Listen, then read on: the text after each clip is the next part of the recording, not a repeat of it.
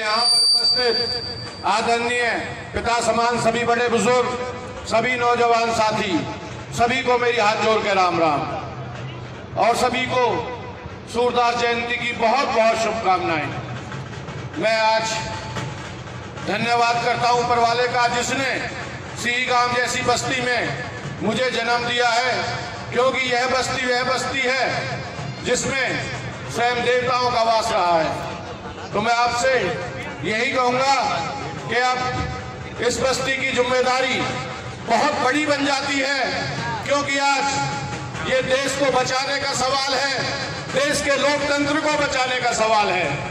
आज हमारा देश खतरे में है। चारों तरफ से जो मोदी है, इसने हर महकमे में अपने ऐसे आदमी फिट कर दिए सरदारों कि अब की बार इस सरकार को नहीं उखाड़ा गया तो इस देश का बिल्कुल ऐसा हाल हो जाएगा जैसे तिब्बत का है। तो मैं आप सबसे यही अनुरोध करूंगा कि आज संविधान को बचाना है, तो वही क्या हमारे बीच में लूट मचाने वाला कृष्णपाल गुर्जर, जिसने 10 साल से फरीदाबाद को सिर्फ गड्ढे में ले जाने का काम किया है, जनता का खून चूसने का काम किया है, उसकी खाल को नोचने का काम किया है, हमारे हकों को खाया है और फरीदाबाद को बिल्कुल दिशाहीन किया है। तो ऐसे भ्रष्टाचारी को उखाड़ के फेंकना है। और आज वही धन्यवाद करता हूं मैं अपनी कांग्रेस पार्टी का भी, जिन्होंने हमारे बीच में इतनी अच्छी छवि वाले कैंडिडेट को उतारा है, जिनके 7 मंत्रालय उनके पास रहे थे, लेकिन उनके ऊपर कभी भी कोई दाग नहीं लगा। और सरदारों, हमारे बुजुर्ग भी कहते थे कि ये जंक्शन पार्टी है, ये कभी गरीबों का हित नहीं कर सकती, कभी किसानों का हित नहीं कर सकती, कभी किसी आम आदमी का हित नहीं कर सकती। वहीं हम बहकाए में आ गए इनके में, क्योंकि इन्होंने बहुत बड़े बड़े झूठ बोले थे जब ये पहली बार सत्ता में आए थे।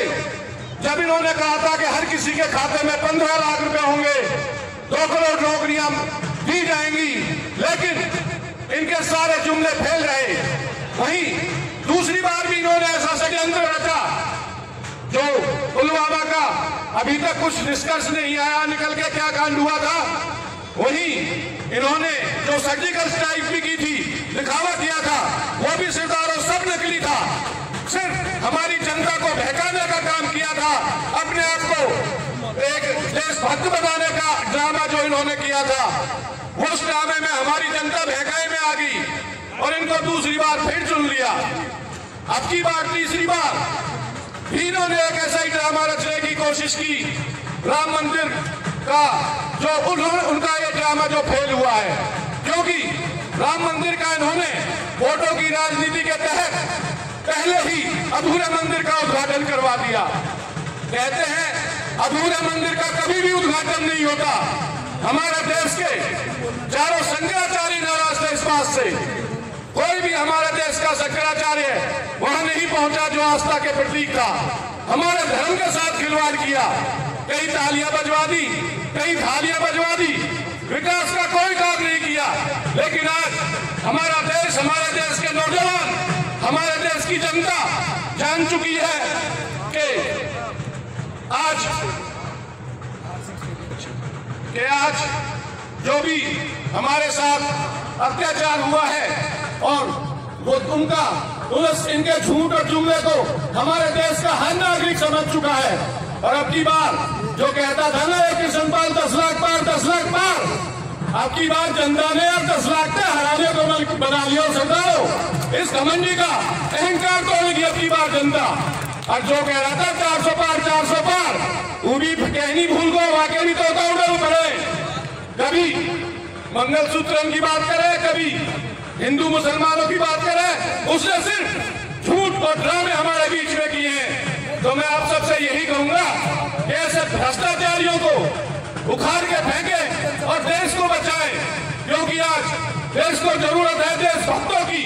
देशभक्त बने और देश के हित में कार्य करें।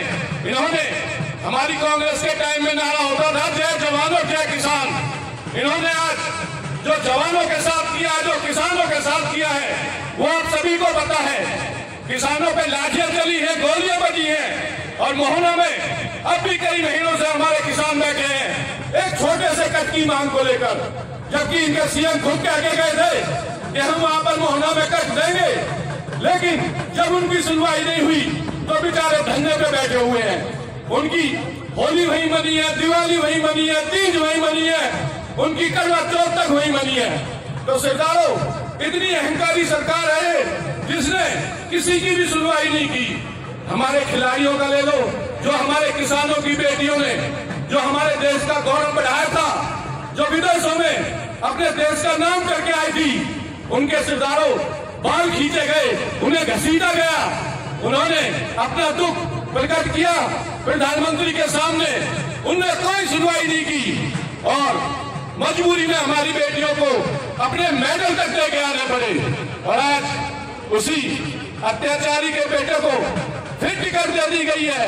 तो मैं यही कहूंगा कि इस सरकार ने न जवान की सुनी, न किसान की सुनी, न किसी खिलाड़ी की सुनी, न दुकानदार की सुनी, न कोई किसी भी प्रकार का कार्य इसने नहीं किया।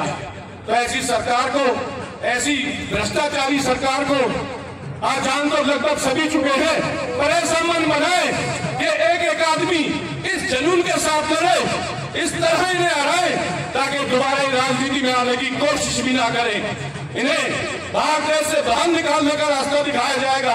और जब हमारी कांग्रेस की सरकार आएगी तो आधे से तो भाग जाएंगे, क्योंकि मोदी ने सिर्फ चंद लोगों को आगे करके देश को लूटने का काम किया है, देश को बर्बाद करने का काम किया है। तो ऐसे भ्रष्टाचारियों को उखाड़ के फेंकना है और